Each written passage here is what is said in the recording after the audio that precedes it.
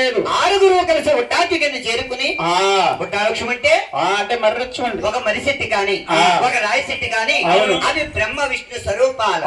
ఆరుగురు కూడా ఆలోచించున్నాడు. తమ్ముడితో గోవిందరాయ్ అన్నాడు, రోహిణి గార్పులు ఆయన వేసుకున్న చెప్పులు అరిగిపోతున్నాయి, కట్టుకున్న దుస్తులు అయిపోయినాయి.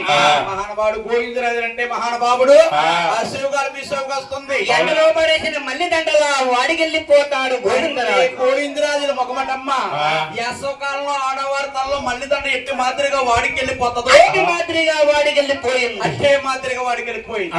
ఐదుగురు అన్నదమ్ములు తేరుబడి చూస్తాడు గోవిందరాజు. గోవిందరాజు తమ్ముళ్ళు అంటున్నా తమ్మురా నా సిల్లే తమ్ములరే వచ్చే రాయాలో మంచివి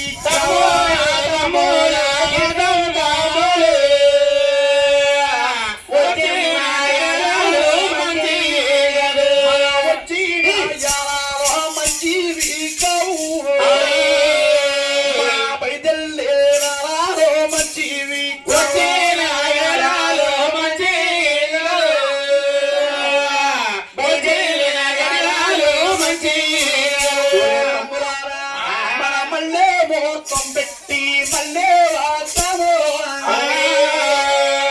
తిరిగి మొక్క పెట్టేరో చిగువచ్చిరా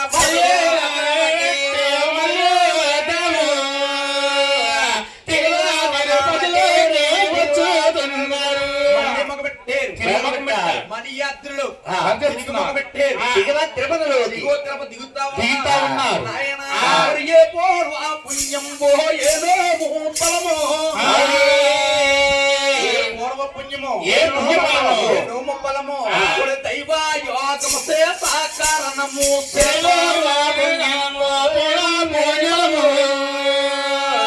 దైవ యోగము చేత కారణము దైవ యోగము చేత కారణము సేతోయి ద్వారకా పట్నాలు అగతగిలి దైవ యోగము చేత కారణము ద్వారకా పట్నాలు దేనికన్నా కారణం ఉండాలి, దైవం ఉండాలి. ద్వారకపట్నాలు అగతగిలి ఆ రాజ్యాన్ని మహానీయుడు మంగాదేవి తండ్రి గారు ఆలమూరు తాతయ్య కుమారుడు ఆలమాతారు అతనే మంగాదేవి తండ్రి గారు. మహానుభావుడు మంగాదేవి ఒక పూజకని పుష్పాలకు వస్తా ఉన్నాడు. ఆయన